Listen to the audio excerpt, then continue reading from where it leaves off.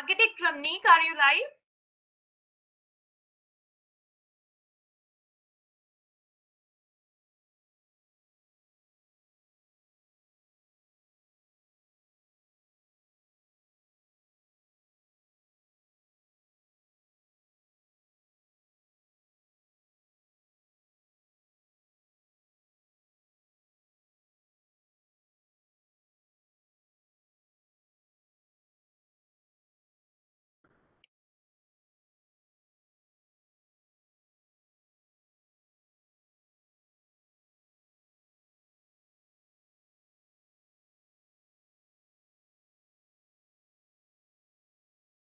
I think we have lost it. Please go ahead, ma'am. Architect Ramneek will be with us within a minute. We need to wait for a minute, please.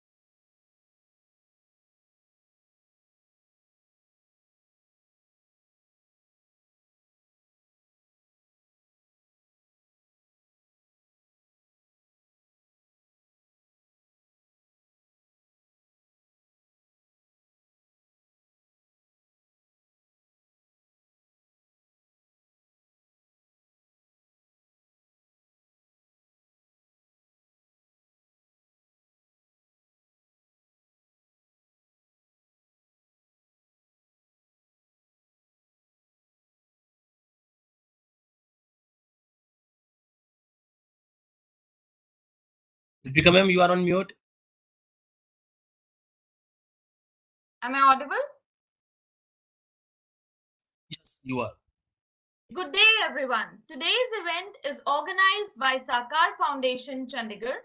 First of all, we welcome Architect Surendra Baga of Sakar Foundation, Chandigarh.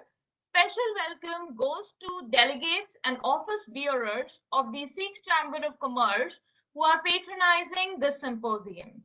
We also welcome our eminent speakers for the day, Architect Parvez Vandal and his wife, Architect Sajida Vandal from Lahore, Pakistan, Dr. Subhash Parihan, Dr. Balwinder Singh, and Dr. Harveen Bhandari. We especially welcome Architect Ramneek, who was to present the welcome address with us. Dr. Jitendra Kaur from SPA, New Delhi, will be giving the concluding remarks. We welcome you, ma'am. We also welcome Architect Guneet Khurana, who will be presenting the vote of thanks.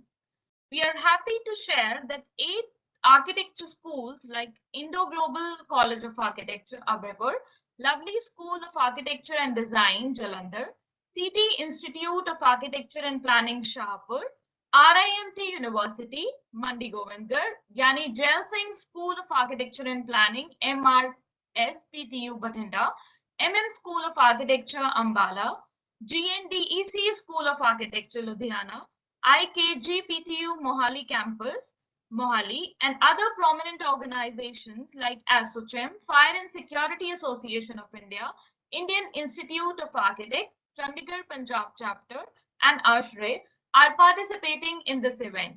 We welcome their management, faculty, and students to this one of its kind event.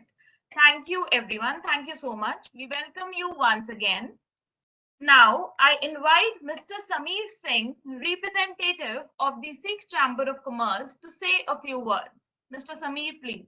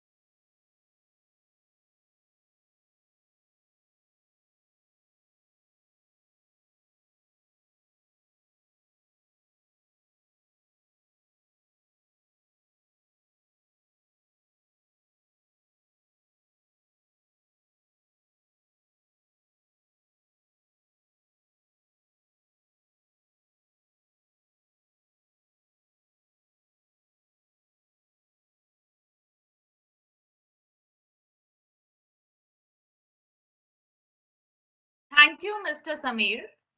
Now we have with us Dr. Harveen Bhandari. She is Professor and Deputy Dean from Chitkara School of Planning and Architecture with a vast teaching experience. Dr. Harveen has published many research papers in national and international journals. She has been facilitated twice by A3 Foundation Chandigarh with Architecture Journalism Merit Award in 2015 and A3 Foundation Teachers Award in 2017. She will be giving introduction for the today's session. Over to Dr. Harveen, ma'am, please.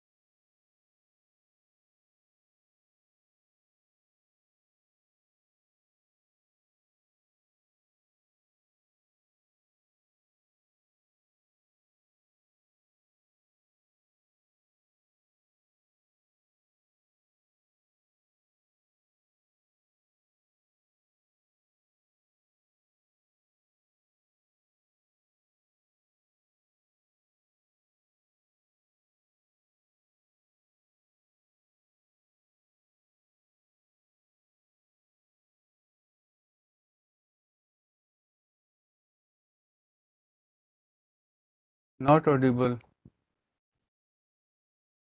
Good afternoon, Bhairav. I thank Sikh Art Foundation for making me a part of this educative series on Sikh architecture. I'm going to give you a brief of today's session on Sikh architecture. Sikh architecture is a style of architecture that was developed under Sikh Empire during 18th and 19th century. Due to its progressive style, it is constantly evolving and retains its position amongst other contemporary styles. Sikh architecture was initially developed with Sikhism, but its style has been used in many non-religious buildings too. The onion dome, frescoes, the beautiful inlay work, multifoil arches, chapris, oriel windows, bracket-supported eaves at the string cores, and the ornamental friezes are some of the characteristic elements of this versatile architecture. People all over the world relate the style and design of buildings of Sikh architecture primarily to its religious monuments. But actually, they are secular edifices such as fortresses, palaces, samads, mausoleums built over places of cremation, havelis, which are the fortified houses, bungas, the residential cum educational houses, and educational institutions have also been built, which are lesser known. The Gurudwaras are the strongest edifices representing Sikh architecture, as most of the Gurudwaras represent significant events in Sikh history. They are built at sites associated with gurus or at places which are important milestones in Sikh history. The Harimandir Sahib, the most sacred shrine of the Sikhs, is a prime example of Sikh architecture located in the walled city of Amritsar. But there is a lot of scope of work in the field of Sikh architecture as there are hundreds of historical secular buildings that are spread all over India and abroad that need attention. It is ironic that Sikhs, who are known the world for their characteristic dynamism, versatility, above all their distinct physical and spiritual identity, their architecture has remained unidentified and is little known. The secular buildings, particularly the colleges, the hospitals, and administrative buildings built in India and Pakistan, symbolize a very important section of history when Sikh architecture made a contribution to the overall development by constructing a number of public buildings for the masses. Almost every architectural structure narrates the cultural identity and philosophy of the community associated or the era to which it belongs. Similarly, the buildings of Sikh architecture symbolize the progressiveness of Sikhism, one of the youngest of world's religions. But sadly, there is very limited literature available on the subject and very few of it has been published. Hence, the present initiative by Sakar Foundation Chandigarh in the form of this tri-webinar series, namely the first International Symposium on Sikh Architecture, invites scholars from across the border, may prove to be a pioneering effort to expand and update the existing studies on Sikh architecture. This initiative by Sakar Foundation is led by able and experienced architect Surinder Bala, who has managed to bring together, yes, 1,000 architects and professionals together from India, Pakistan, United States of America, and other countries.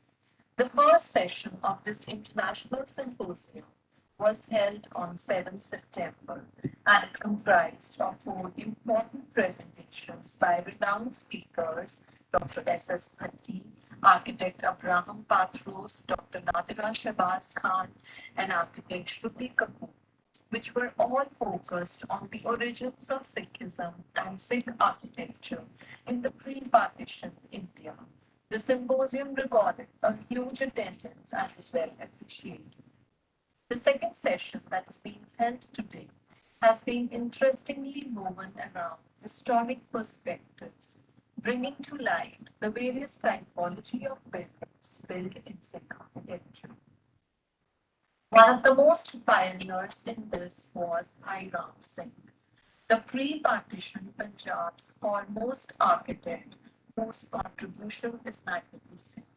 His most famous works include the Lahore Museum, the Mayo School of Art, Champa House, Punjab University, yes, all the buildings are in Lahore, Islamia College, Peshawar, and the Governor's House, Shimla, which shall be discussed in detail, along with many other buildings.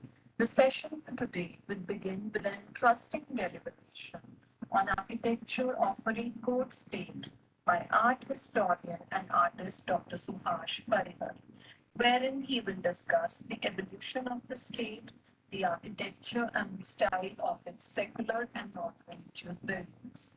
He would highlight the contribution of the Rajas of Faridkot, who built a number of buildings like forts, havelis, samans, guest houses, clock towers, schools, colleges, granaries, gateways, to name a few. Followed on by this is a presentation on Punjab architecture, elaborating Bhairam Singh's contributions by Professor Parvez Vandal from Lahore, who will elaborate on the birth of Lahore, the walled city, and the control. The beautiful educational buildings and other public buildings in Lahore, the pioneer of all being Khalsa College, Amritsar, and its architectural features. This will be followed with a deeper insight into Bhairam Singh's contributions in Lahore by architect Sajida Vandal, who holds a vast experience in cultural heritage management and conservation. The concluding session is on conservation of Sikh architectural heritage by the acclaimed academician Dr. Gubindra Singh, former professor at Nanak Dev University, Amritsar, who has also penned a book titled Splendid Artworks in Historic Sikh Shrines of India and Pakistan. He will share his thoughts and experiences and enlighten us all. Conclusively speaking, in the history of Indian architecture, the contribution of Sikhs as artists and as patrons has been overlooked. People are fascinated all over by the incredible designs of the Gurudwaras, but hardly encompasses much more. It is essential to acknowledge all of the qualities and features that clearly set and differentiate this architecture path from other architectural styles. And this webinar series is a humble step in this direction. I wish the speakers today good luck and thank you.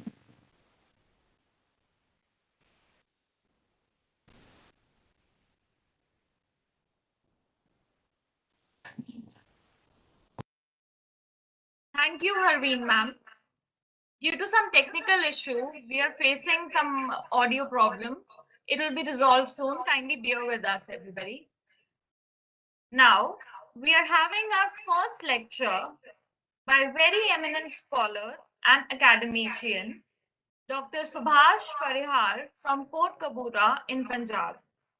He is a pioneer in art historical research on the Indo-Muslim architecture of northwestern India.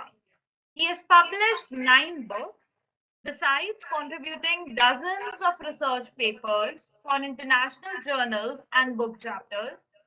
He has also written articles for numerous encyclopedias. In 1989, he was selected by the India magazine as one of the 25 modern image makers in India. He has done considerable work on buildings built during the empire of Maharaja at Faridkot. I invite Parihar Sahib, please.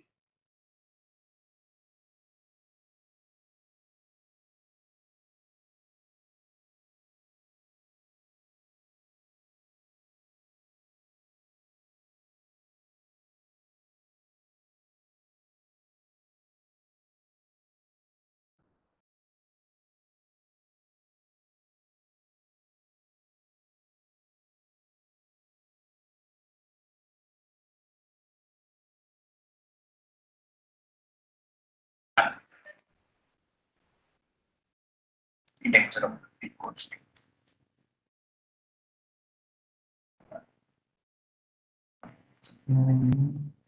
Aurangzeb died in 1707.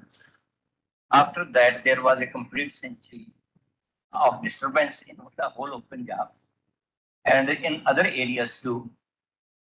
All over the subcontinent, nobles and other powerful functionaries, they carved out their own small kingdoms. And by the end of the 18th century, Maharaja Ranjit Singh came to rule over the vast territories across the Satluj River and in the region between the rivers Jamuna and Satluj. Small states came into existence, and Faridkot state was one of them. Faridkot state was named after the 13th century Sufi Sheikh Farid. He had a considerable influence, considerable following among the Jats of the region. In this map, Faridkot state is shown in lemon yellow, and the blue area in its midst belongs to the Napa state.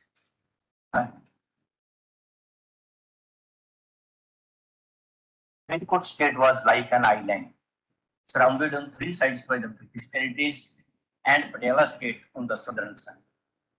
Its total area was 643 square miles.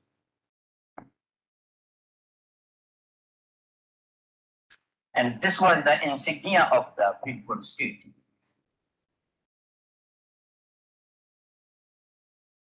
The Rajas of Faridkot state, they belonged to the Brar clan of the Rajputs, who traced their ancestry to the region of Jaisalmer.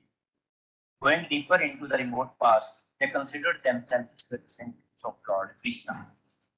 Bhairav was the first ruler of the state. On him, the British East India Company had conferred the title of Raja through a sanad dated 24th of March 1846. However, his ancestors started their career as Chaudhurys under the Mughals. The person in the picture is not Raja Pahar Singh, but his descendant Raja Wazir Singh, who became Raja after his death of his father in April 1849. Wazir Singh died on 22nd April 1874 at Thanesar near Kurukshetra. He was returning from a pilgrimage.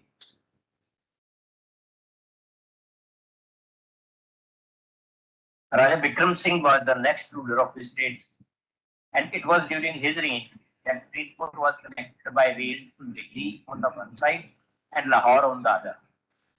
The Abohar branch of the Sarhand Canal, which passed through the Faridkot state, was also done during his reign. And both of these steps contributed to the prosperity of the state. Vikram College of Commerce at Patiala commemorates his name. Originally, this college was at Faridkot, but after the merger of the state in 1948, the college was shifted to Patiala. Raja Vikram Singh died on 8 August 1898 after a reign of 24 years. And after the death of Raja Vikram Singh, his son Balbir Singh sat on the throne. It was in August 1898, but he was not destined to rule long, and he died on 15th of February 1906. His dress in this portrait shows his preference for the European culture. During his short reign, he changed the face of the Faridkot city by erecting beautiful structures in the European Gothic revival style. Some buildings in the city, like Balbir School, Balbir Hospital, is still commemorate the memory of this room. Raja Balbir Singh had no son, so he had adopted his nephew, Brij Inder Singh, and nominated him his successor. But Brij Inder Singh was just 10 years old at that time, so a council of regency ran the administration of the state till he attained adulthood in 1916. But he too couldn't rule for long and died on 22nd of December 1918 after a reign of life. Government Gurudwara College Faridkot is keeping his name alive.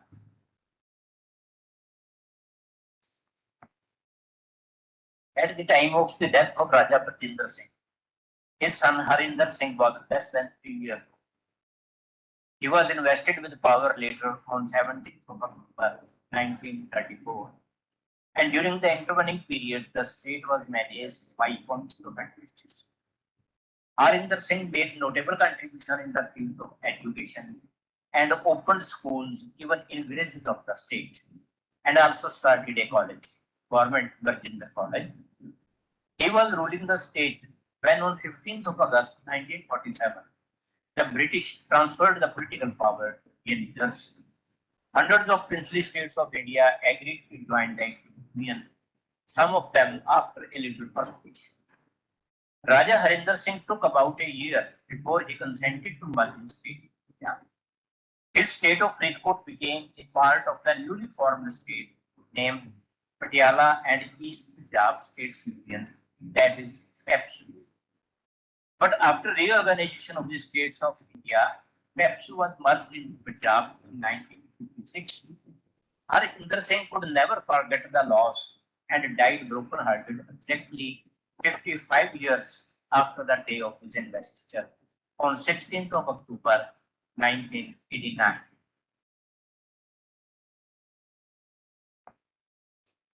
Raja Harinder Singh's only son, Harmohinder Singh, had died unmarried during his father's lifetime in October 1983. The Raja's 3 daughters were alive at the time of his death. Only one is living now, but the Raja had disinherited her. Now she is fighting a legal battle in Maharaja Trust, which now manages the personal property of Raja Harinder Singh.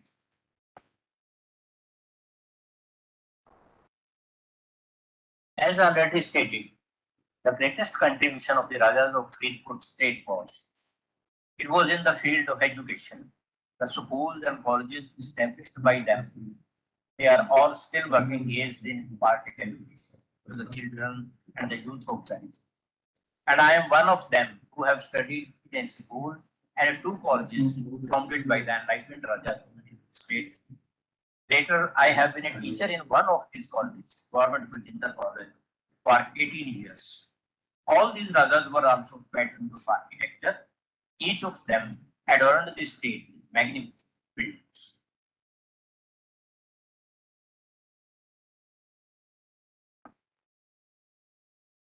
The surviving monuments built by them comprise forts, havelis, samadhs, guest houses, clock towers, schools, colleges, hospitals, granaries, gateways, factories, temples, mosques, and gurudwaras, etc. These ancient monuments can be classified into three broad groups. The first is the traditional Indian style, as inherited from the Rajput and Mughal styles. And the second was the Gothic revival. The third, the modern universal style. Here are some surviving points.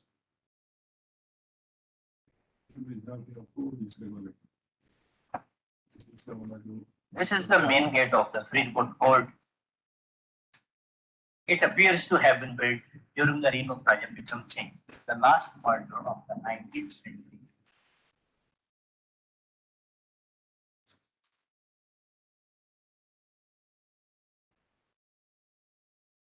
These are two havelis inside the fort, built in the traditional Indian style.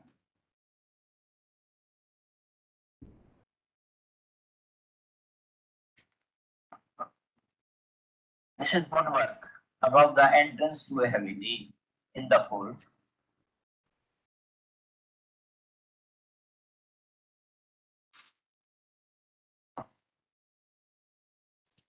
And this picture shows the woodwork on a doorway to a haveli in the fort in traditional Indian style. Shish Mahal was an essential part of every Mughal and Rajput palace. And this is the Shish Mahal in the Freeport Fort, built in last quarter of the 19th century.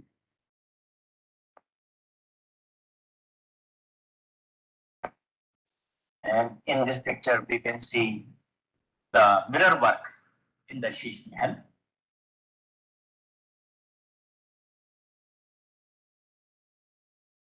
The Rajput palaces usually had a room called the Chitrashala, that is picture room. It was adorned with wall paintings. The Freeport Fort too has a Chitrashala in the Shish Mahal, which is embellished with wall paintings like this one. In all, this room has 8 big side panels, and besides these, the room has miniature panels.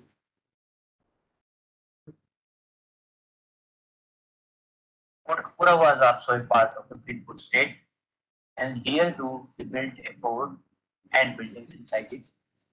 The building in the picture is the Haveli inside the fort. Up to the mid 1980s, this Haveli of the fort was extended and housed a school and a boys' hostel. But feeling its deteriorating condition, it was demolished in 1986.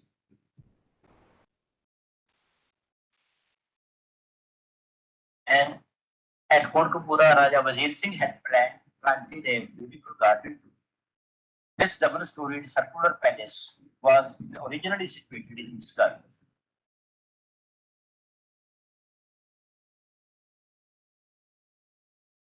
The picture shows the Samadh of Raja Har Singh, who died in 1849.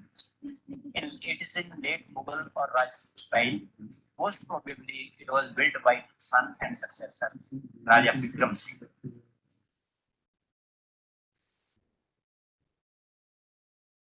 This is painted decoration on the soffit of a dome at the corners of this one. The geometrical floral design is still extant on the soffit of one of the churches.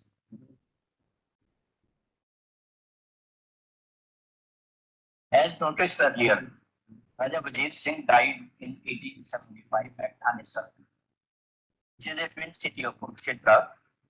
He was returning from his pilgrimage. His funerary memorial that Samaj is still active there.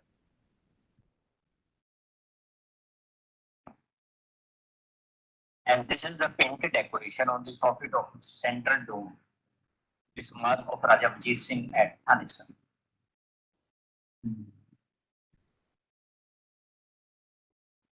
All these monuments seen so far are in local Indian style, which was developed by the Rajput. The next phase, when Gothic revival style was adopted, it commenced about the end of the 19th century. when Raja Bhairav Singh ascended the throne.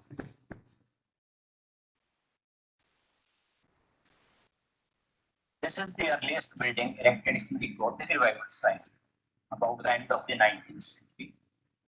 This Gothic revival style was characterized by narrow, elongated windows, pointed arches, and spired towers. Originally, this building served as a gateway to the Rajmahal complex, but after early deaths of Raja Bhairav Singh and his successor, Raja Bhairav Singh, this gateway came to be considered inauspicious. New entrances to the palace and closer were opened in its western wall, and later it was turned into Brigade Hospital. Now the Brigade Hospital has shifted the newly built structures, and this building houses Rani Mahendrapur Library. This is the main palace building. You can see it's in Gothic revival style, where having all the characteristics of the style.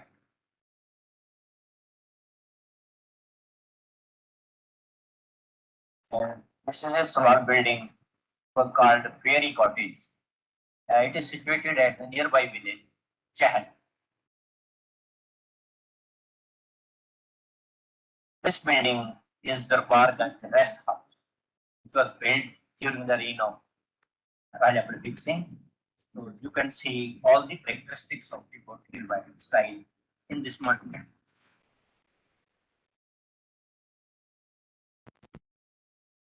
And this is Queen Victoria Clock Tower. It was built in the memory of the Queen who died on 22nd January 1901.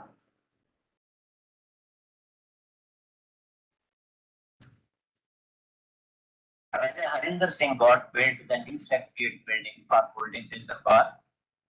Foundation stone of this building was laid on 23rd of December 1933 and it was opened on 18th of October 1934.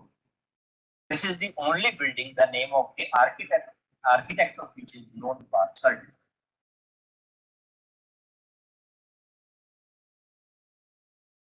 As we can see in the lower right hand corner, where the name of the architect Roland Horst is given.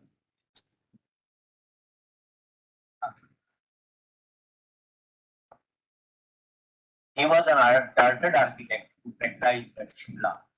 The map is, the drawing is dated 19.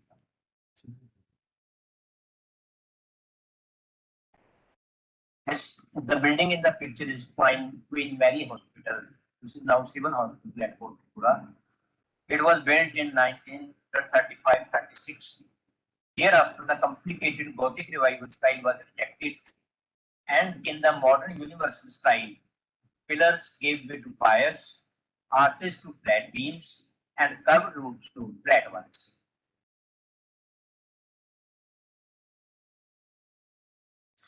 And this building was actually built as an orphanage. Now it accommodates new police lines. It was also built about the same time. In 1937, Raja Harinder Singh laid the foundation of this magnificent Gurudwara to commemorate the visit of Gurudwaras Singh to this place in 1705 before marching towards the Khidrana, which is now named Muksar. The Secretariat and this Gurudwara building, they are the last buildings in the peaceful state which make use of high domes. Perhaps they symbolize the first people of the king and the second people of the god. Even in these two buildings, arch openings have been replaced by the flat head. This building was that of Rallewala Veterinary Hospital at Kotapura. It was opened on 14th of January 1940. It's not extant now.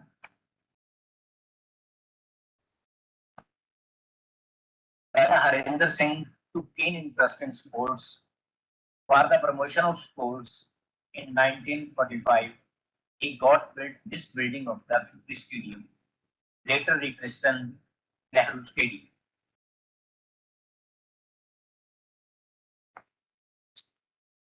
This is a picture of State Bank building at Freeport. It was opened on 8th of April 1946. The upper story of the building has been demolished. Now only the ground floor survives. I have prepared some plates of various architectural elements used in the monuments of Faridkot state. So in this picture, we can see various shapes of pillars used in its monuments.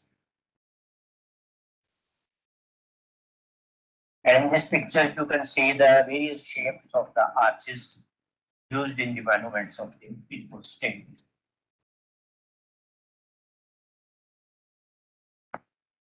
In this picture, you see the shape of domes, which covers the various monuments.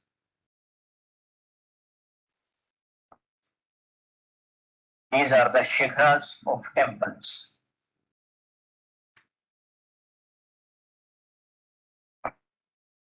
The parapets of the buildings were not plain. Some type of design was taught by carving out bricks. So in this picture, you see the various types of marbles used in the parapets of the buildings.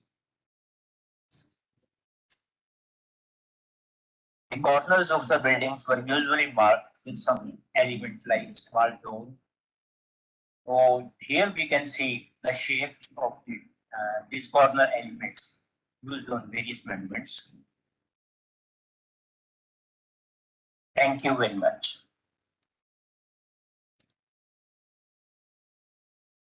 Thank you, Parihar sir, for introducing all of us to such a rich heritage of Punjab. Next speaker, Sir Parvez Vandal and Madam Sajida Haider Vandal, famous and very prominent architects and academicians from Lahore in Pakistan. They both have large number of projects and publications to their credit. Mr. Vandal is the winner of Robert Matthew Award from Commonwealth Association of Architects, London. He has researched and authored a very voluminous book titled Raj, Lahore and Bhai Ram Singh. Mr. Vandal's wife and great scholar from Pakistan, Madam Sajida Haider Vandal, is former Vice Chancellor of Institute of Art and Culture at Lahore in Pakistan. She has authored many books and research papers and won many awards. We are grateful to Parvez Vandal sir and Sajida ma'am for accepting our request to be a part of this symposium.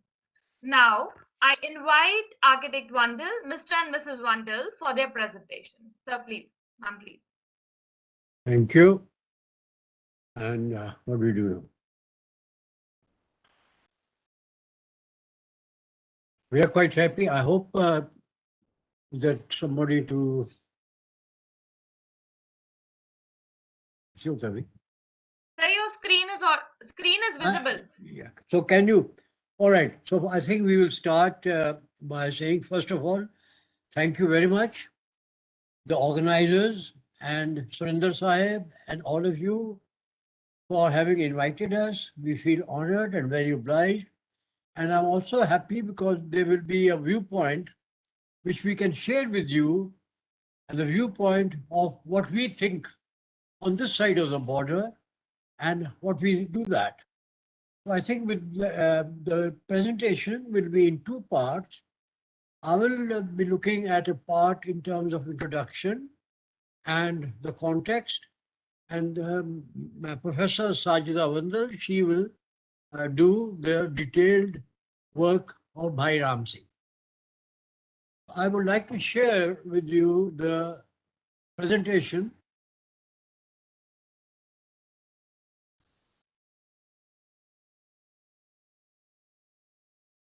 I hope you, is that okay? Is that? Yes, sir, your screen is visible. Fine. If the screen is visible and everything is okay, then we can proceed ahead. Sir, you can click on F5 button for the full screen. F5 button for the full Yes. screen.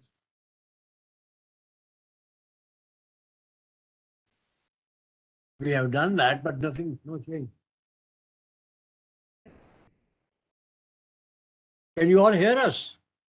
Bottom right, है ना? Yes, Yes, can you're hear you. audible, but your screen is a little small. So for that, you can click on the bottom rightmost switch in shape of a book Yes, yes, yes. for increasing the size. Left? Yes. Yes, sir. Yes. Better? Yes, Yeah. it's better. Yeah, I think this is very nice. No, good, good, good. Okay, I see that with your permission and with everybody's blessings, I would like to start.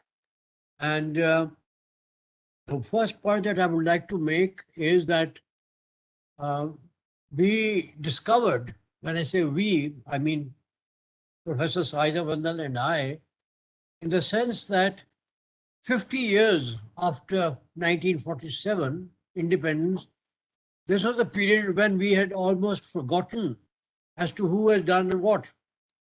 But the study and the question of the colonial period buildings came up again and again, and Bhai Singh's name cropped up, and Professor Saida Vandal decided to launch a study in the history of her college, National College of Arts, which was originally the Muir School of Arts. And that is where the saga of Bhai Singh started. It was around in 1996 we started. Took us about 10 years, 2006 we were able to publish it. But the story is fascinating. Our viewpoint is the following. First of all, our context is all of Punjab, both the Western Punjab and the Eastern Punjab. And we like to think in terms of the heritage of Punjab as belonging to all of us. So, in other words, of course, there is the uniqueness of the Sikh heritage and the Sikh architecture, and it is as much a part of our heritage as anything else. So, the important thing that we are trying to get across is that all heritage in Punjab needs to be protected and looked after by all the people of the Punjab, regardless of whether it belongs to one religion or another. So Sikh architecture, Sikh heritage is very much, we would like to say that, our heritage and our something that we value and we would like to conserve and maintain. So the story starts with Bhai Singh, and if I may give a little background, Ram Singh was born near a village in Amritsar, and he was born into a Ramgarhia family, carpenters who were immediately, in business, and they were obviously highly trained. But he acquired his skills pretty early. And at a young age, he was very much a part of the expert carpenters who could repair and do the furniture. He came to limelight because he was able to perform very well for the wife of the deputy commissioner, and he repaired a piano. And because of that performance, he was literally taken over to Lahore to join the School of Carpentry there. Now, before we get on to the School of Carpentry and other things, Punjab, we must understand, when the British took over, was not a barren land, was not a savage land. It was a very, very cultured, highly developed land. So, sometimes we are portrayed by the colonials and by the British as if Punjab or the people of Punjab were crude, uncivilized, uncultured. But I would like to insist here that we already had a pretty highly developed culture, both physical culture and intangible culture. We are, in fact, the inheritors of the great Harappa culture, which was there right in the beginning, and I'm showing the maps, which tells you the extent of the Harappa culture, and Punjab is where all the rivers get together. So this is extremely important to understand the context. When we talk of Sikh or Muslim or Hindu architecture of the Punjab, we must understand the uniqueness and the special relationship of Punjab in terms of its geography and history. Then came the British, and of course, as they come along, their main concern is to conquer, to take, and to extract wealth. This is the earliest map they made of Lahore. On the left hand, near the river, is the citadel and the walled city and the things moving in.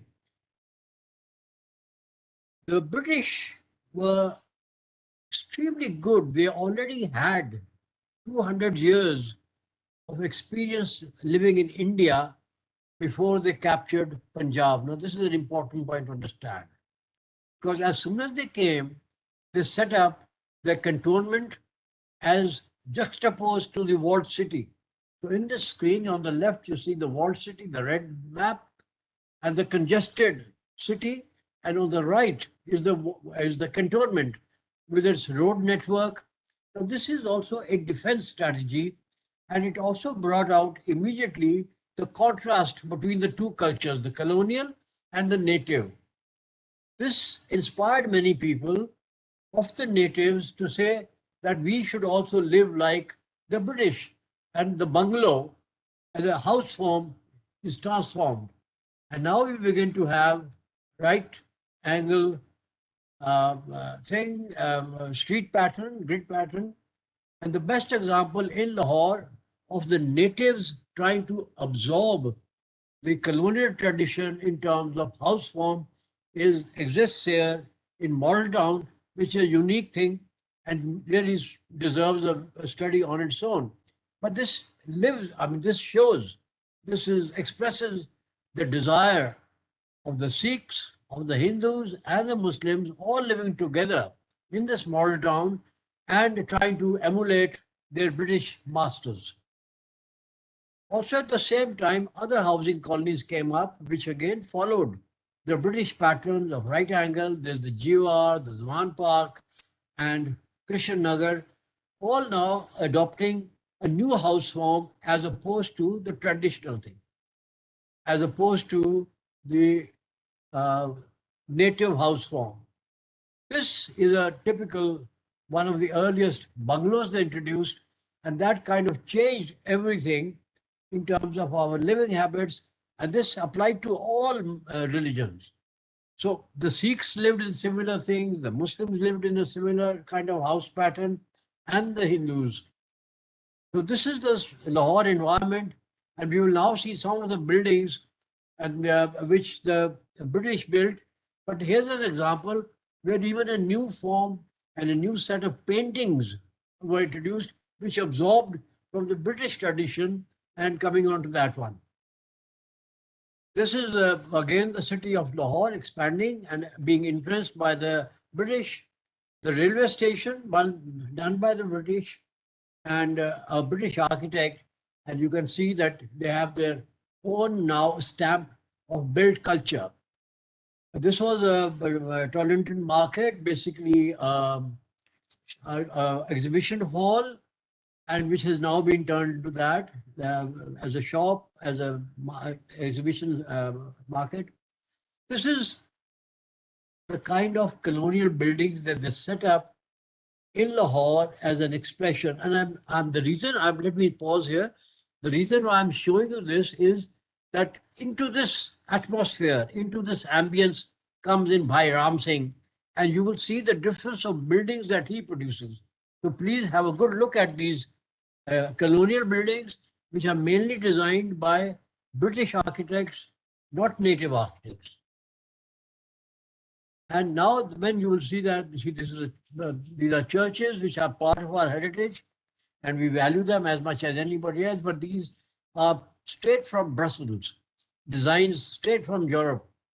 This is the Government College Lahore. We are not quite clear whether it was meant to be as a church, but it now has become a government college.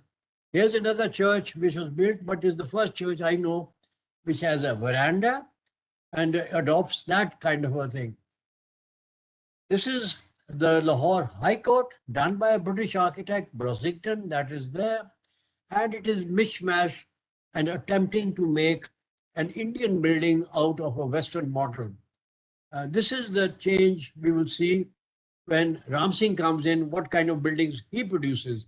Here is the GPO, which is literally straight from Rome, the hospital. And then just to make it Indian, they put up this little dome on the top, which is not quite appropriate there, and trying to make it as if it is a fusion of architecture. I repeat again, once again, I've given this background of colonial architecture so that now, when you see buildings by Ram Singh, you will see what a masterful treatment he gives, which absorbs both the native tradition and the Western tradition. Ram Singh is a symbol of our fusion, of our creative spirit. The Punjab's creativity symbolized in Ram Singh. Here we are. Now this is over to Madam Saida Bandhu. Well, I'll start my story by focusing on Ram Singh. And the story goes back to when I sat in the chair that Ram Singh sat in as the first native principal of the Mayo School of Arts. Now, this was during the British period, and I think it is a singular achievement for him to have been placed in the position where earlier on, John Lockwood Kipling's father, Lockwood Kipling, he sat on that chair. He was a Britisher. So this is an achievement that Ram Singh had achieved, while he was teaching there at the Mayo School of Arts and rose to be its principal. Now the story is this, that we were going to be celebrating the 125th anniversary of the Mayo School of Arts, which is now called the National College of Arts. And everybody kind of felt that, and this was recorded in the 100th anniversary documents, that the buildings of the National College of Arts were designed by Lockwood Kipling, who was a sculptor. Since both Bhairav and I are architects, we would often talk about this, that this cannot be done by a sculptor. Because for those of you who are listening on and are architects, you would know that how intricate the brickwork designs are, and you have to have the knowledge of an architect, structural knowledge, the way that construction takes place, all that, to be able to do those kind of buildings that the college building was. So as we started investigating, we were able to go into some documents which had been discarded by the institution.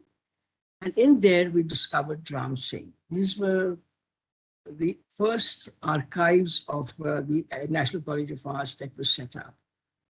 Now, in this, the first building I'm showing you is, in fact, the second building that he designed. And it is one of the most prominent buildings that you see. Now, Ram Singh, the history of Ram Singh, as we know, and what his background was, that he was a carpenter, comes from a family of carpenters. But the carpenters of our traditional kind of carpenters are actually knowledgeable about many art forms. Because before the British came in, there was an integrity of the arts and an integration of arts which was already existing in the way that art was approached by in our traditional way. So you see that Ram Singh was doing at tables. His sketches are the most marvelous sketches that you can come across. He did a book which was the Pinjra work of the Punjab, right? And it has the most exquisite drawings.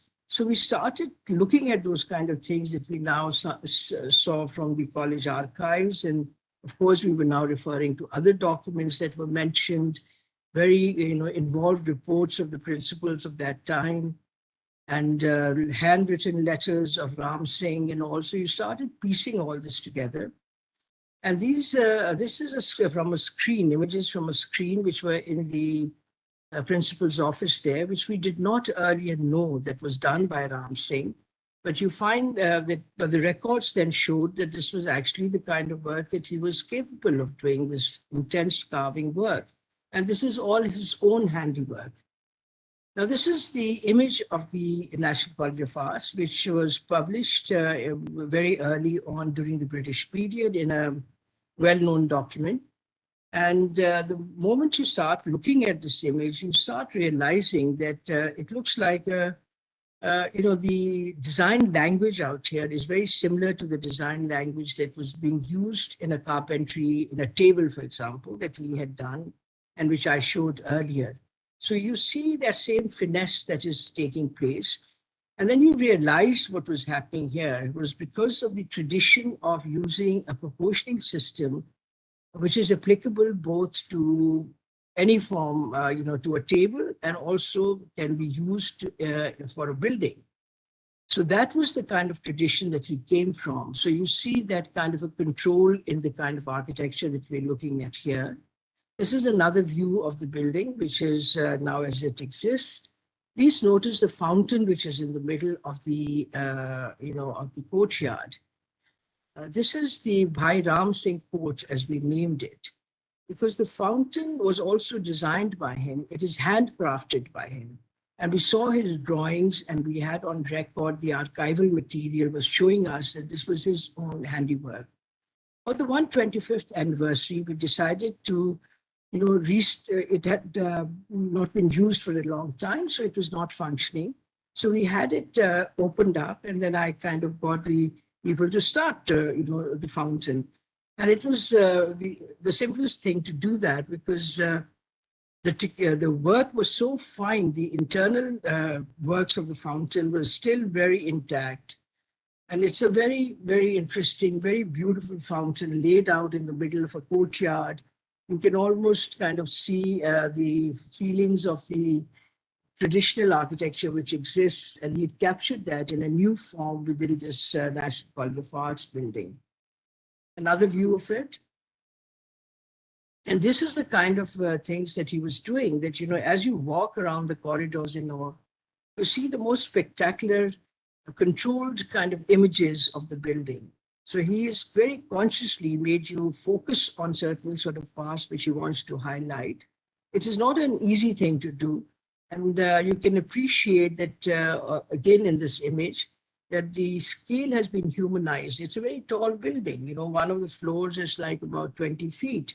So it's about, what we are looking at is like about maybe a 50 feet building. But it looks very human as you walk around. Now, this is his second star project, which he did in 1886. And this is, again, an interesting story, because there was a competition for the Chiefs College, as it was called earlier, and now the HSN College Lahore. And a British, there was a submission made by the New School of Arts, and they put on that the architect of this is Ram Singh. These are in the documents of the college. And the British was, from Jaipur. He was the engineer from there, very well known, Winston Jacob. So the jury which sat for the selection of the building took the work of, they liked the building of Ram Singh. And they asked the engineer, the British engineer, that you can mold your building, your plan according to the building that Ram Singh had designed. Because I suppose at that time it was not very easy to give it to a native architect. So this is again another feather in his cap. And, this is the building in front of you. It has the most exquisite details that you can imagine, all crafted in brick. So these are images of the building. It could be, a decorative piece made out of wood. It's a building out here. Very finely done domes. The brickwork is just very exquisite. So these are, again, another building out there. The earlier one was the main block. So he was then commissioned to do a number of buildings inside the HSN College. And you see all these images. These are of the same place. Next to the New School of Arts was the Lahore Museum, the Central Museum, Lahore. And we could not imagine that it was designed by Ram Singh, because, it was a very big building, and the commission to do that is not a very easy, would not have been very easy during the British period. This is also the time I might incidentally focus on that, mention that where, what's his name, sir? The name of the engineer. Gangaram. Gangaram. Gangaram was the engineer, and Gangaram and Ram Singh were a team together. And of course, they had Kipling as the principal who was supporting them. So this is again, people said, no, Ram Singh has only done the front of the building, which is the white part that you see the entrance portico. But when we saw the records, in fact, there's a speech by the Governor General who has acknowledged that it is Ram Singh's architecture. And he has very, obviously praised it. Ram Singh, as you know, was also invited, again, another fountain that was part of his hallmark, that there were always fountains and drinking fountains in all the buildings that he's done. This is the interior of the building. These are, again, in partnership with some of the wall painters of the Bureau School of Arts. So there was a lot of collaboration going on among the native artisan and artist groups and architects. And you see these most exquisite things that they have left us behind. Then he's done the boarding house of the Government College Lahore, which is another image of that. And these are all the government, and then he's done the New Hospital, the Albert Victoria Hospital wards out here. Again, another image of that. Of course, as you can see, the care that we have shown to our buildings is unfortunately not to the level that one would want to. You can see that the dome is almost half broken. This is Try to Cross the Bureau School of Arts is another very important building of Ram Singh. And this is the only building which has a plaque out there which says Architect Ram Singh. This is that building. So this is the University Hall. Again, the compositions that he does, the proportioning system. I mean, these are just exquisite buildings that Lahore has been blessed with. And what you were shown earlier, the British work, you can see the complete, difference between his approach to architecture and the British approach. These are images of the Queen Mary College in Lahore. So now this is the final, the swan sort of song for, Bhai Ram Singh. This was his last building. And I think it is one of the best, sort of, and the most exquisite buildings that he has left us. This is, of course, the Khalsa College at Amritsar. We were very fortunate to have seen that because we had actually finished our book. And then between India and Pakistan, the borders opened and we decided to go and see the Khalsa College. People out there did not know at the time that Ram Singh was the architect. And we are very happy that we were able to kind of bring this knowledge to light. This is, of course, something that you're familiar with, the domes, the composition, the proportions. So this is Ram Singh's final project. Now this shows you Ram Singh, this image of Ram Singh sitting with Kipling in the middle, talk with Kipling. And there's Ram Singh at one seated on his right side, and another of the local kind of teachers. It's a group of teachers of the time. They're all local teachers, and there's this one, Britisher there. This is Ram Singh's picture that we found at the Osborne House, which was one of Queen Victoria's palaces, where he'd been invited to do the Darbar Hall. And they did not know who this man was, and they did not know that Ram Singh was the person who done the Darbar Hall. Although outside the Darbar Hall there was the portrait of Ram Singh, but they did not know that he was the man who had actually designed it. On the other side there was the famous Munshi's portrait also. So, and there's all the paintings done by Kipling himself, which are adorning the corridors and all. And these are images that they have in their archives. Now, on the images that we found and the pictures that we found in the Osborne House, we asked one of our architects, he's a very famous architect, Saeed Akhtar, to do a portrait of Ram Singh, which we brought to India, to the Khalsa College, and we wanted it to be put on the walls of the Khalsa College. Unfortunately, they did not do it then. Maybe they had done it later. I'm not aware of it. But for some reason, Ram Singh the acknowledgement that he should get. He's the first native architect that we know of. In fact, he's the only native architect who's been documented so well. And we are proud of the fact that he's a Punjabi architect who had taken all what Punjab could offer in terms of the architectural sensibilities and the artistic and creative sensibilities, and left us the most exquisite work that you can imagine. But he still lies unsung, in my view. There's an archival material which is available in Amritsar with the family of Ram Singh. And Balwinder Singh Ji, who is also here present, he will bear witness to it, how we try to run from pillar to post to get an archive set of Ram Singh, which has not been done to date. So I think that there is time that we jointly moved forward and give Ram Singh the due place. He's a great man, great architect. He's a Punjabi who has brought us the best of Punjab together. So thank you.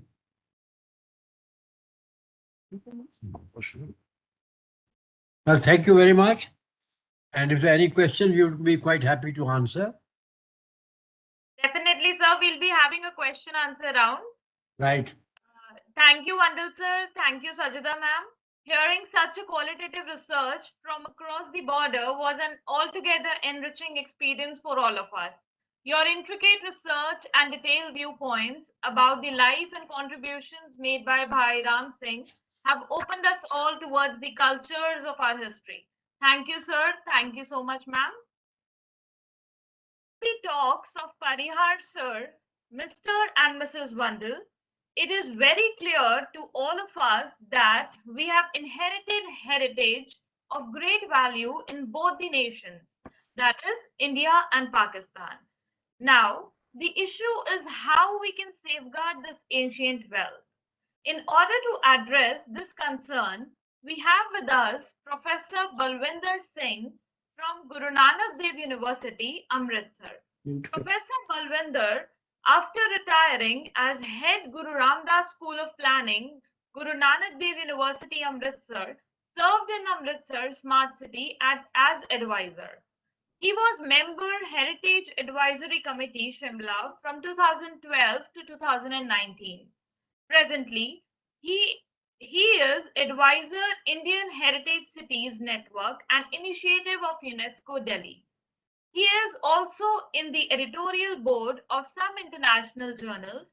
He is a York scholar where he did his master's in architectural conservation in 1991. Now, I invite Professor Balwinder Singh to share his views on conservation of Sikh heritage. Sir, please. Thank you very much. Thanks to organizers. Actually, my journey started when I returned from York in 1991, and my director, Peter Burman, was the chief guest of the state, and he delivered a lecture in Punjab government, Punjab Secretariat, Civil Secretariat, and he was the person who said that Balwinder's thesis should be considered as a blueprint for if you want to protect the heritage of Amritsar, because it was on Amritsar. So I am going to show my experiences.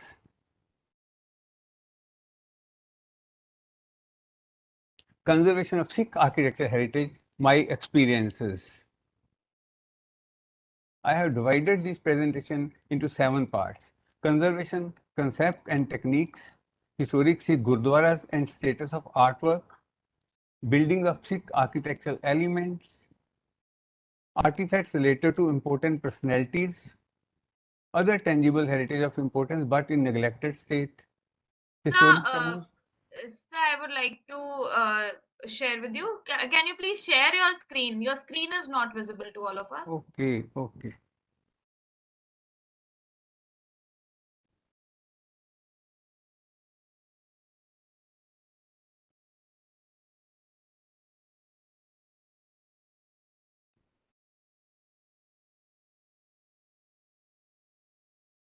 There will be an option on the bottom right written as share.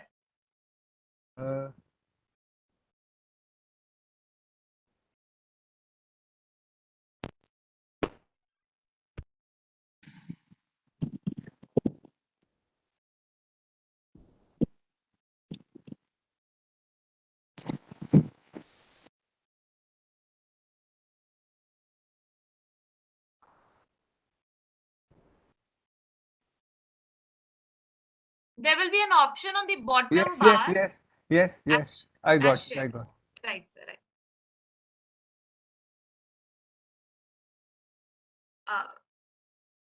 Yeah, you need to full screen the size. Your screen is visible now, sir. You can continue. Thank you. Okay. Sorry. No problem. So, artifacts, historic towns founded by Sikh gurus, and then finally concluding remarks. So, I am dedicating this presentation to Sir Bernard Fielden, who was my role model and my teacher also in York. You know, he took us to various places when we visited him, and he said, architect must surrender our imagination in conservation if we want to protect our heritage.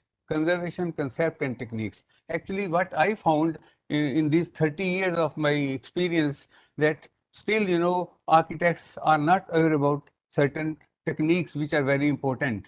Now, I will give you example of 6 blind men and the elephant conservation.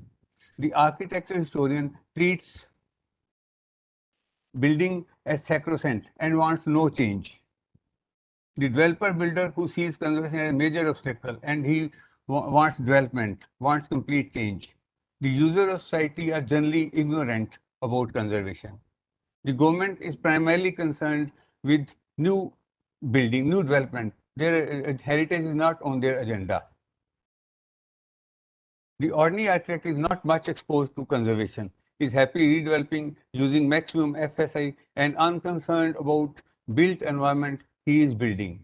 So the conservation professional is a bridge between two extremes, the historian and builder. Now, what is conservation? To prolong the life of built and natural heritage, tangible as well as intangible, to save it from further injury and decay. You know why I am explaining this? Because in my, you know, this career, I found that architects are not, you know, sensitive towards the heritage. Demands patience. Architect must surrender his imagination and originality in conservation, as Sir Bernard Fielden mentioned. You can see this is Jahangir Sarai I visited, and it needs patience.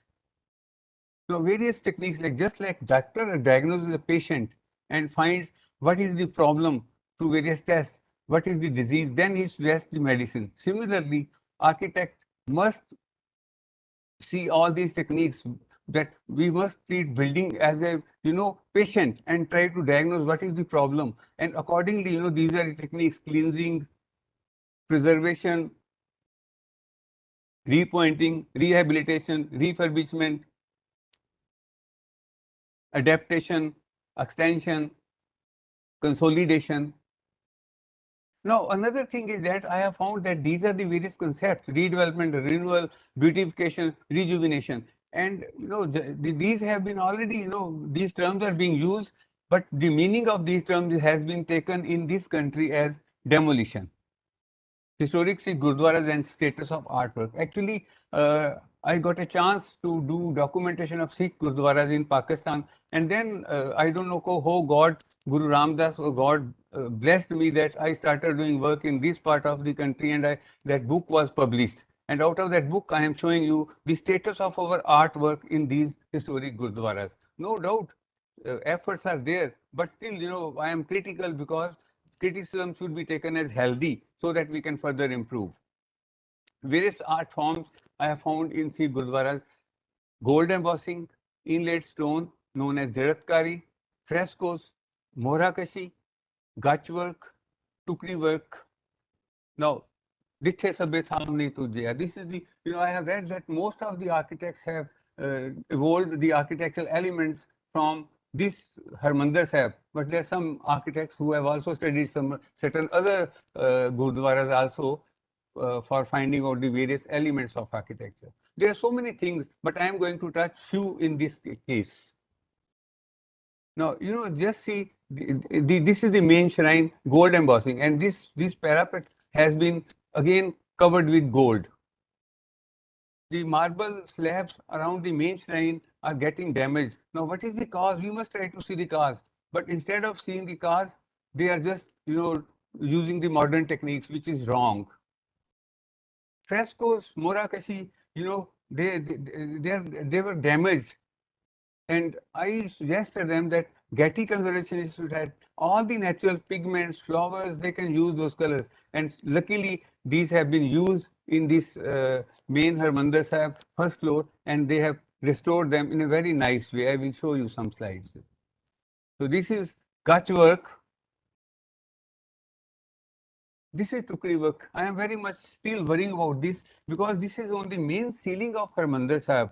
And if you go further top of the, the roof, you will find beautiful, brick work with stones. And somebody got idea and put some fibers plastic sheet on this, and you can see the cracks are there. So when actually this slope was so beautiful, gentle that water doesn't stop, little bit water doesn't stop stagnates on this floor roof. But somebody did this, but it was the craftsmanship was not proper. So during the rains, maybe little bit water, say you can say drop will enter into these cracks, and due to the weather, 45, 47 degrees Celsius, it becomes steam. And I feel that in the next 40, 50 years, these may lose the ceiling. So I am still worrying about this. I told the authorities recently and hope they will look into this. So this is most intricate design when we enter in Harmandir of Dasri Jodi. It is in the Dasri Jodi. It was in the Dasri Jodi. You can see first they plastered and they put gold. So this is the work done by Namita Jaspal from Chandigarh. She did very good work in this Harmandir Sahib. All the natural colors were used. I have found that only two colors they couldn't find and they used now, which are those colors are fading. Two colors only they couldn't get. You can see before and after. This is a Khalsa Sahib. Unfortunately, we lost it. Yeah, this is Baba Tal. It is tallest structure in the walled city of Amritsar. And I'm not going to the details of the structure. In 2012, if you see, all these windows have different, these are different designs.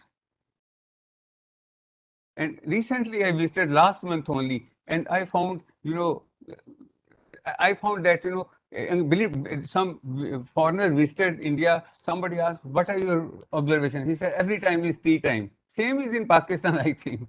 And everybody is doctor. And third, I added, everybody is expert. So you can see incongruous additions in this have been made.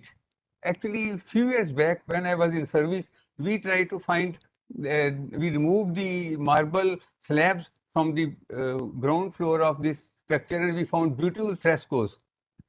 4 Sahibjadas are shown. So now they have protected it. I think the next step is to restore them in the same glory. Hope they will do that. So this is inside ground floor. The first floor, they have removed all this and they think they will revive. I don't think it will be revived because, they used earlier the material, lime plaster wet, and then they will do the colors of use the colors paintings. Only that much will be plastered, which they have to finish by evening. So, but that I'm worrying about this.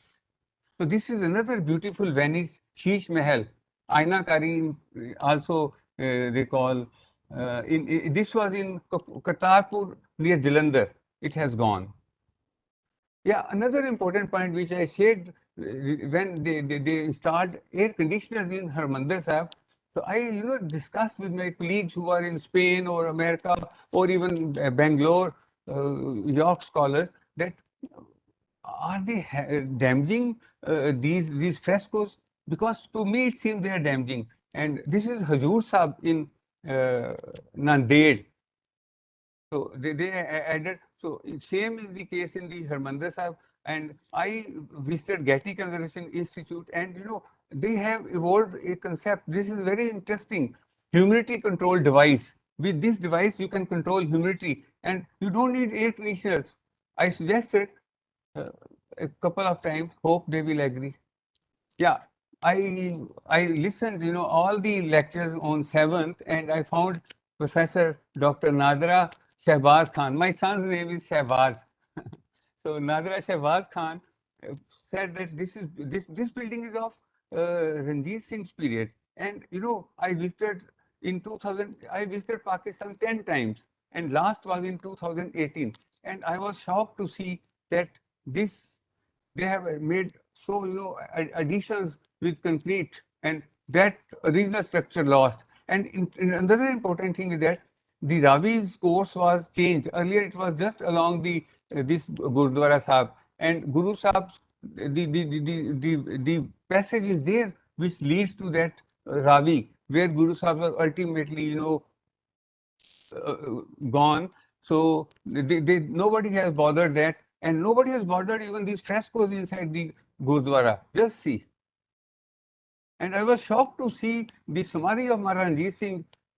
Every time, whenever I went, I visited all these shrines. And even Maharaj Ranjit Singh's Samadhi was also is now in a very poor condition. Frescoes have completely, vanishing. This is Chuna Mandi, Lahore, Guru Ramdas Janam birthplace, and it was also marble, covered marble. Some British came, he said Sikh temples are marvelous. Buildings of Sikh architectural element. Yeah, you have seen this. I love this. Symphony in bricks. I have written 2 articles on this, and one article, the principal was Professor Soch, who was our vice chancellor also later on, and he liked my paper, and then he used that paper and tried to restore the railing which was made of wood in a very nice way. But there are now it is under lot of additions have been made. You can see this was made, this is made, and the flooring, this is very recent. Actually, incongruous additions and needs regular inspection is very important. You can see this ceiling was replaced. So there was a proposal to have auditorium over here.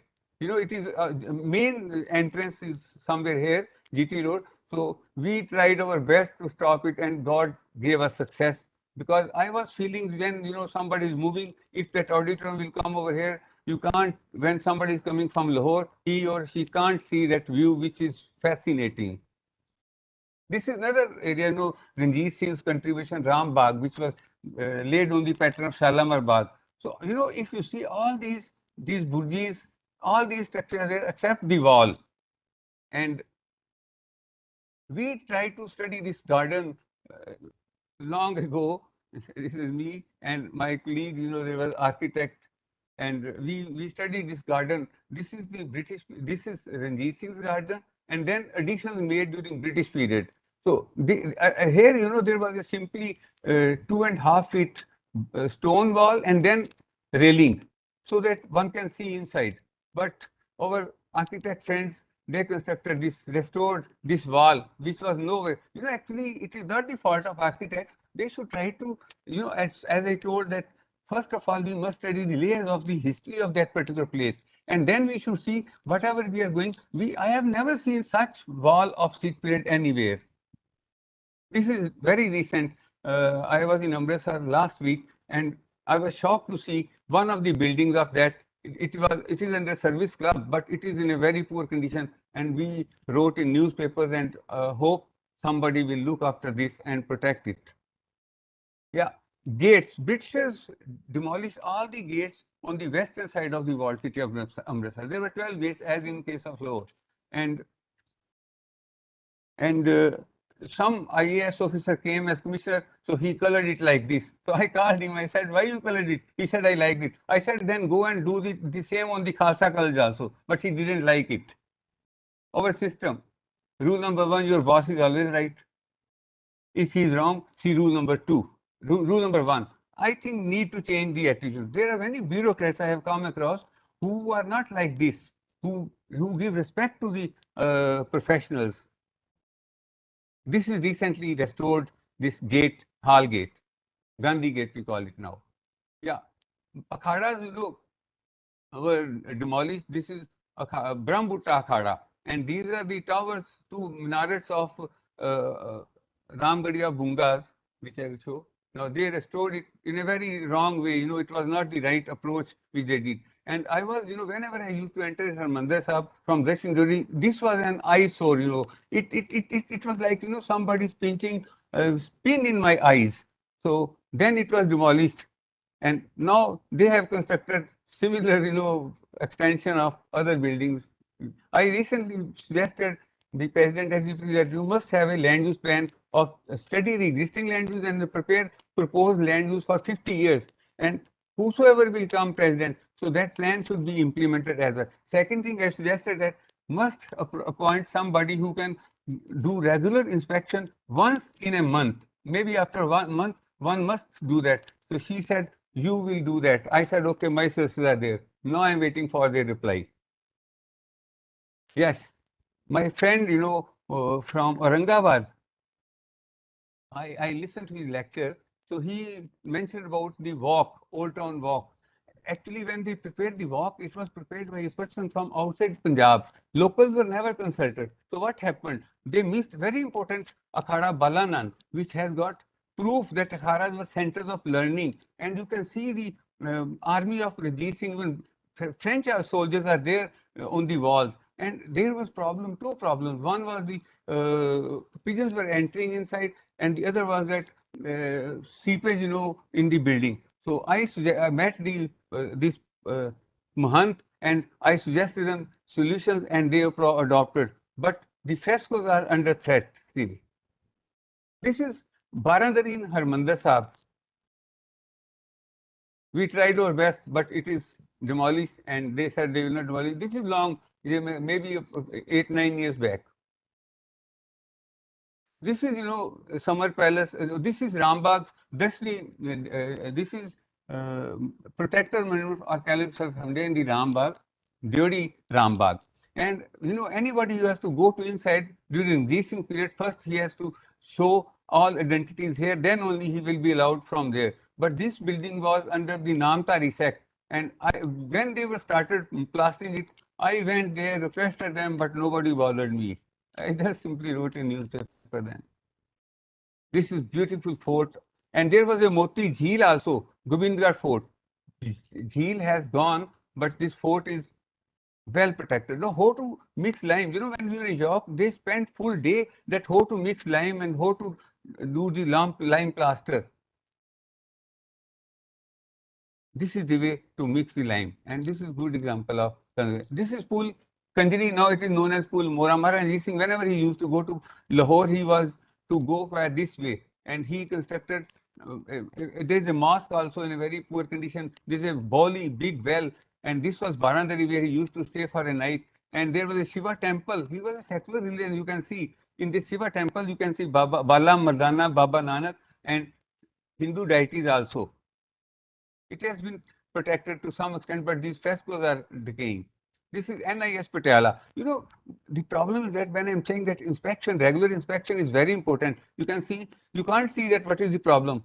Just see, this is the problem. When I was studying in York, I found that the stained glass, there was Peter Gibson. He was looking after the stained glass. His grandfather, his father was also there when regularly. Stone expert was there. So we must have some person who can look after such buildings regularly so that the problem can be nipped from the bud.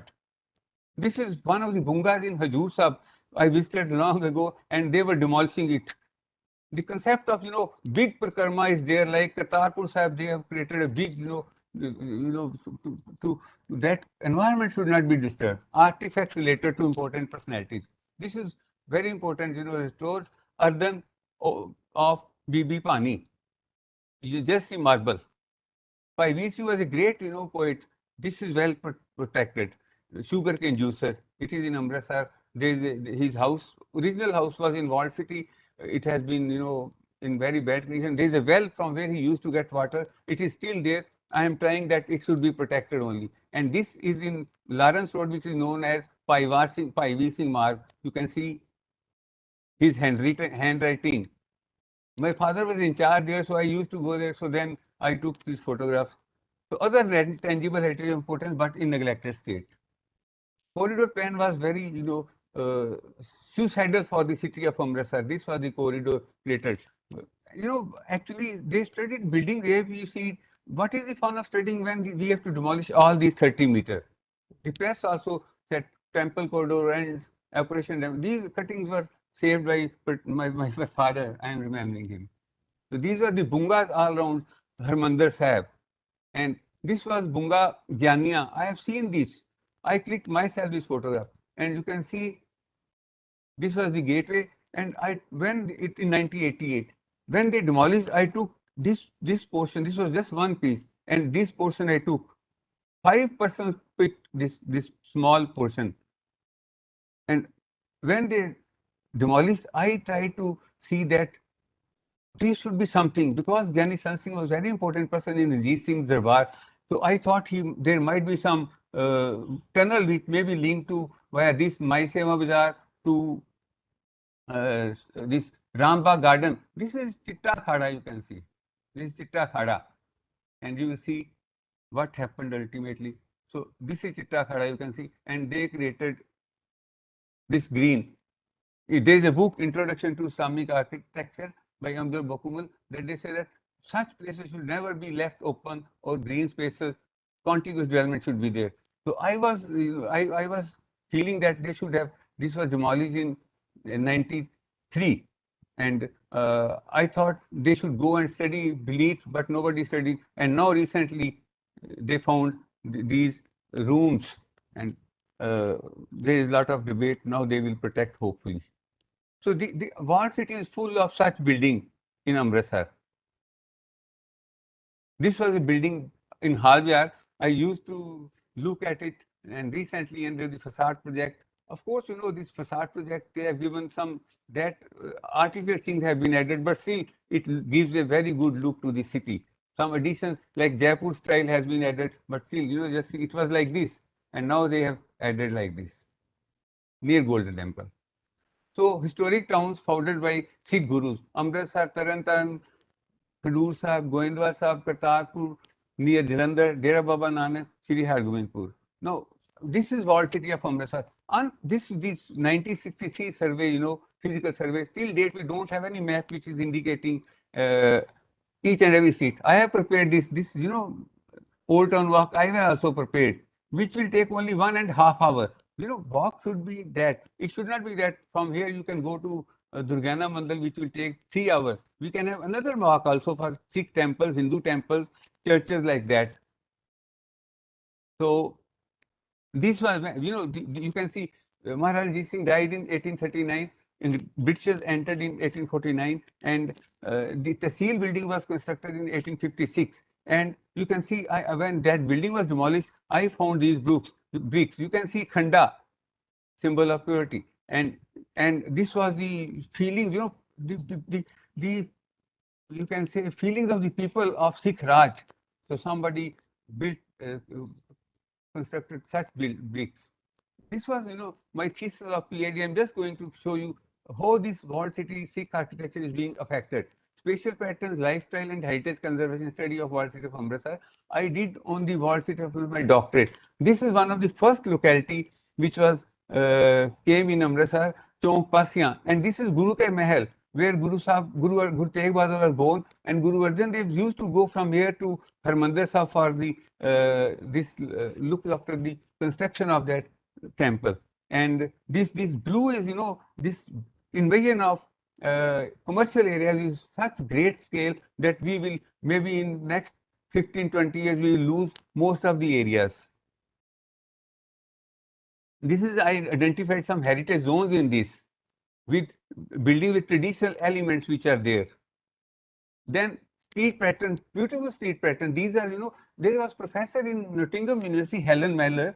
She might have visited, you know, like such place, maybe in Delhi, narrowly, immediately open space. So she termed it surprising open spaces. So I have identified. So, you know, actually these days there is snatching, so many crimes are there, but in these areas crime is not possible because there are dead ends. It's beautiful, still life is there. Street is acting in various ways. Another nomenclature of streets, which shows that social status of the people, caste hierarchy, occupation hierarchy, all these streets, you know, I have listed. So concluding remarks. Documentation center should be there with identification, listing and regular monitoring. This is especially in the case of Harmandir Sahib. professional ethics fading.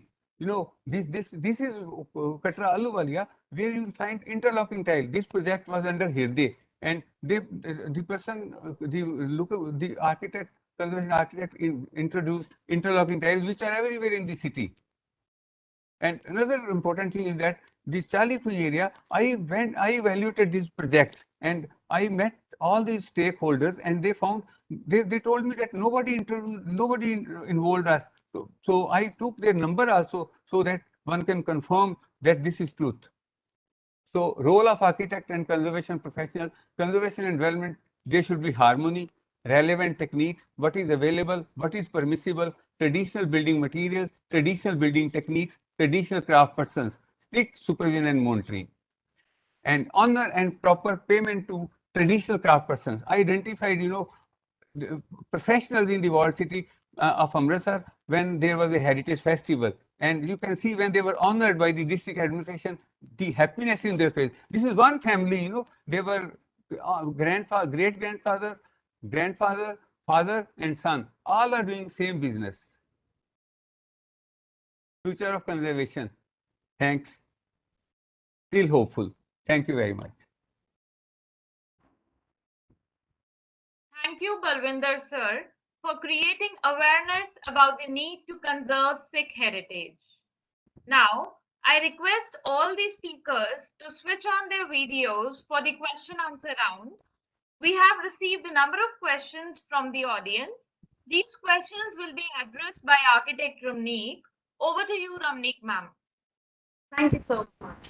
Okay, so we have received several questions from the audience as well. So the first question is for Dr. Habeen Bhandari. So do we have Dr. Habeen Bhandari with us? I request all the speakers to switch on their videos, please. Dr. Habeen Bhandari, do we have Dr. Habeen Bhandari here?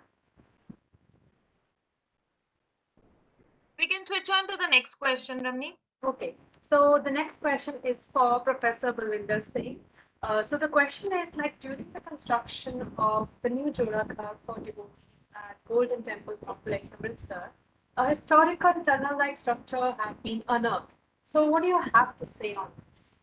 Yes, you know, when in 93, when this building was demolished, so I was having various hunches. You know, in conservation, authenticity is very important. So I was thinking there might be some basement.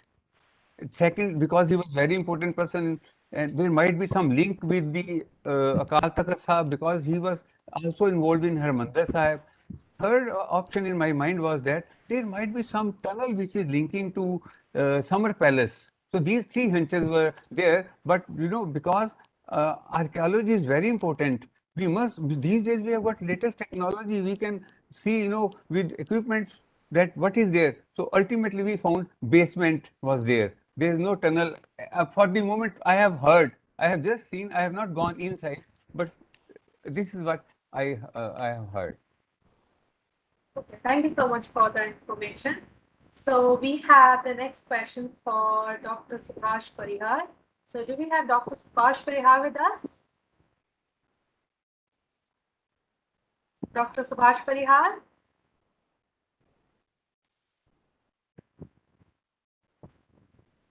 Okay, so moving on to the next question for the panelists. So Professor Parvez Bandal, we have the next question for you. So where did you get this inspiration to document the life of Bhairav? We would really like to know.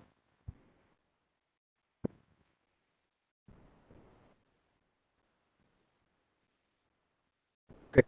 Let me see if I got the question right. They want to know where we got the information? Inspiration. Yeah. Bhai Singh, and information about him is available in the records of the college where he worked. It's then also available in the archives of the Punjab government.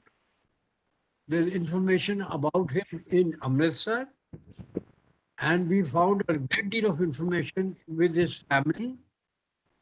But the point that I think we are making is that there is nobody trying to look after his heritage and his message and his work, we are still not willing to acknowledge. And I think, I'm sorry to say, but the lack is Amritsar, because where he lived and the family was there, you should, and his best work is in Amritsar. So I request again and again, please raise him from the burial and make him alive again. Please, please, please. So what inspired you to, document his work? Because we've seen in the presentation, you have shown marvelous work and the documentation was remarkable. So what inspired you to study everything? I didn't understand. Pile what? I'm not. Inspired. Inspired. What inspired? Inspired. Yes. You see, I mean, it is, I think it's a cause for celebration. It is a cause, and I think it is more and more, and I have not found anybody similar to Bhai Ram Singh in all of India. After all, they were British in Madras, they were British. Why not a local architect? Why did he not come out? Why is it in Punjab, Amritsar, Lahore? And this young man, talented, and his talented is so great. I mean, we did not mention, but he was really picked up by the Queen herself, Victoria. And he contributed at the highest level. But we have also written an article there. I think there's a book on Amritsar, very nice book published here. And we have written an article where we are saying the point that while he was celebrated by the Queen, but the British Raj, the bureaucrats, they did not even give his salary. They did not even give his proper salary. The bureaucrats who are following the British bureaucrats in Amritsar are not acknowledging his work. You have to acknowledge the work of Bhai Ram Singh and our native people. And we have to understand that Bhai Ram Singh's special contribution is the fusion of traditional knowledge with the modern knowledge. Yes, we also informed our audience in the previous session that the Sikh architecture, the building Khalsa College at Amritsar, is the most outstanding example by Sardar Bahadur Sardar Ram Singh. And he was Thank you, Ramnik. You said it right. Yes. Yes. Okay. Okay. All right. So thank you so much for that information, sir. Yeah. Do we have, yes, sir. So do we have Dr. Harveen Kandari with us?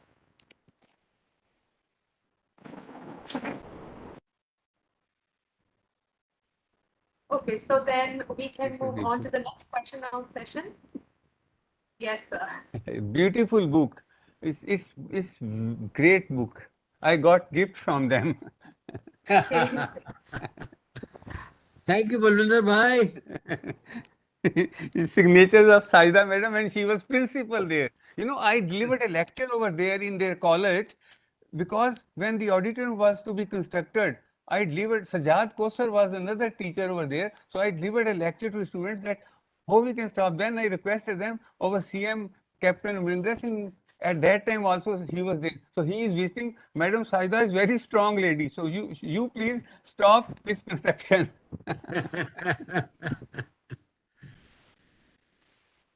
Thank you so much. Okay, so now we can move on to the next question now, Reader, the round. So I hand it over to Architect Deepika from here. Thank you, Rabni. Thank you so much. We have just received another question for Professor Dr. Balwinder Singh. So are you there with us? Yes, yes. Yes. Sir, there's a question from Mr. Harmandeep Singh that what is the difference between Gach and Tukri work? Tukri is when they use small mirrors only. In Gach, they don't use mirrors. If he wants to see more detail, he can refer my book, Splendid Art. I have given in detail in that about all these art forms. All right. Thank you so much, sir. Splendid artwork in historic Sikh shrines of India and Pakistan, conservation perspective. So it is available on Amazon. Right. Thank you so much, sir. There's another question for Mr. and Mrs. Vandal. Oh, I'm sorry. Maybe I can try. You please ask. Let me see. Definitely, sir. I will put it up as it is, as I have received from the audience. Again, Mr. Harmandeep Singh has put up a question. The question says, if we talk about the planning of buildings, what features he added, how he managed the interiors and exteriors, as well as the architecture to set the Sikh architecture, how did he identify the Sikh architecture? Bhairam Singh. No, but wait a minute. I think there's something wrong here. Right. We did not, and there's clearly, Bhai Singh did not set out and did not say that I was doing Sikh architecture. You see, you don't do that. Right. The question is, he was designing buildings during the British period for functions which did not exist during the Sikh period, like a college, like a university, like all the Khalsa College, for example. Now, these are basically institutions which were introduced by the British, the new education system. There was a new education system. Now, I know that he has done a Gurudwara also. I know he has done some. Yeah. So the point is, this is my personal opinion, that when you talk of religious buildings, that it is proper to say that this is Islamic for a mosque or Gurudwara, Sikh. But when you're talking about secular buildings, like a railway station, like a museum, they don't remain Sikh, they become everybody's. Yeah. Museum and the university and the college that Bhai Singh did is for all Punjab.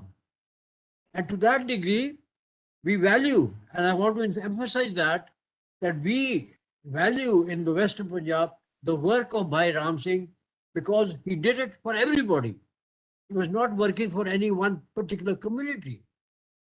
And to that degree, his plans and his elevation are the perfect a fusion of Punjab architecture with the European architecture. When you put them together, you get Bhai Singh. Bhai Singh's quality is unique, genius, creativity, genius, where he makes it so beautifully harmonious as opposed to the other ones. This is the best contribution he could make to Sikh architecture and as a Sikh to the Punjab culture. Very true, sir. Very true. Thank you so much, sir. Thank you for answering our questions. Now, there's a small message. You can message or email your questions to us due to paucity of time. In case if we could not take the answers, then we will reply the questions over mail. Now, coming to the last part of this session, we have invited Dr. Jitendra Kaur to give concluding remarks. She is Associate Professor in Department of Architecture, School of Planning and Architecture, New Delhi. Over to Dr. Jitendra, ma'am, please.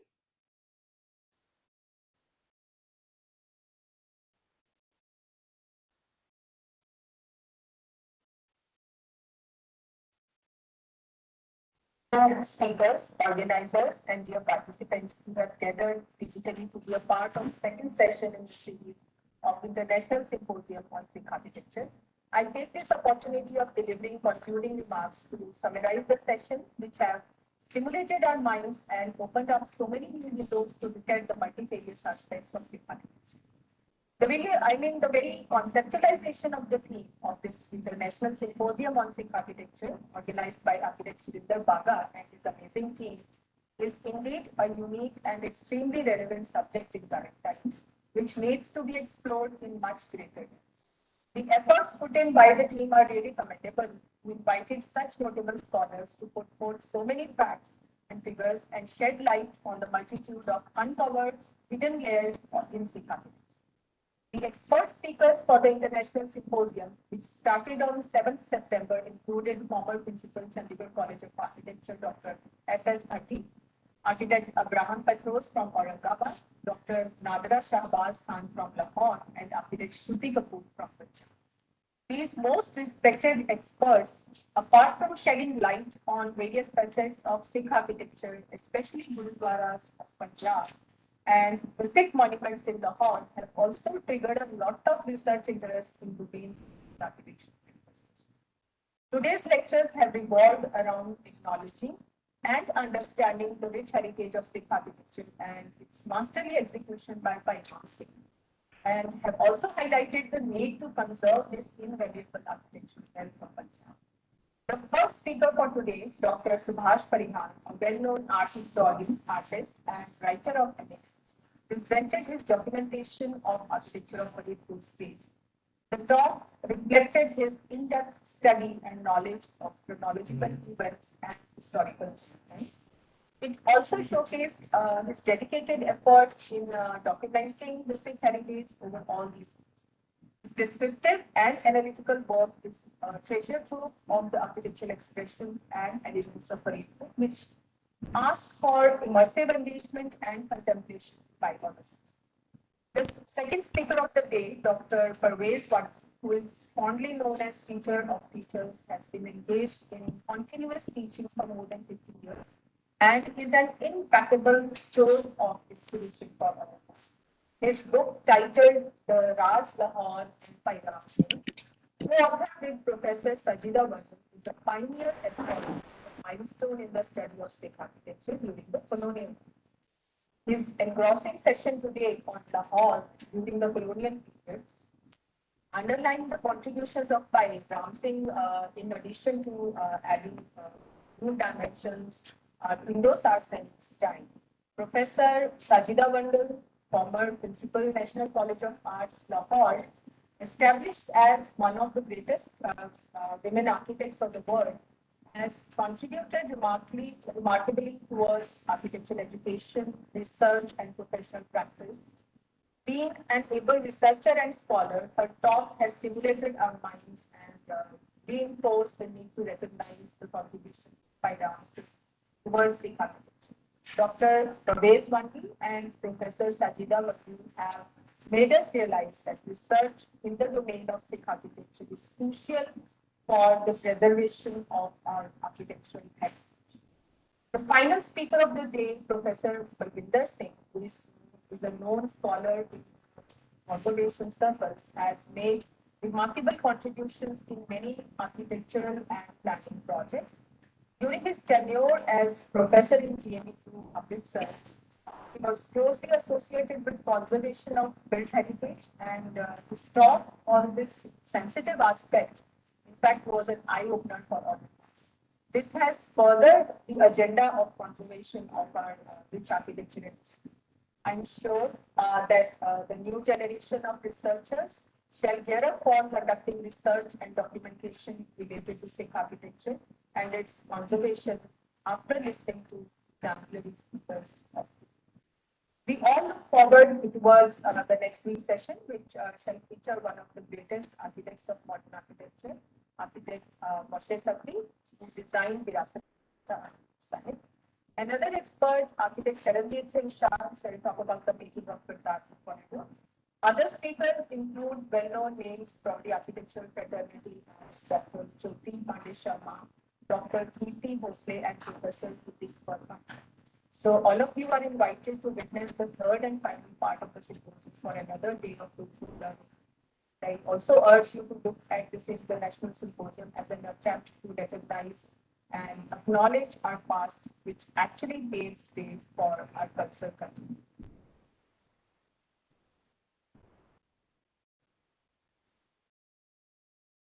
Thank you, ma'am. The inconvenience in the audio is deeply regretted to the audience. Now, I invite architect Guneet Khurana to present the vote of thanks. He is an Amritsar-based architect and will be presenting the vote of thanks today. Architect Khurana, please.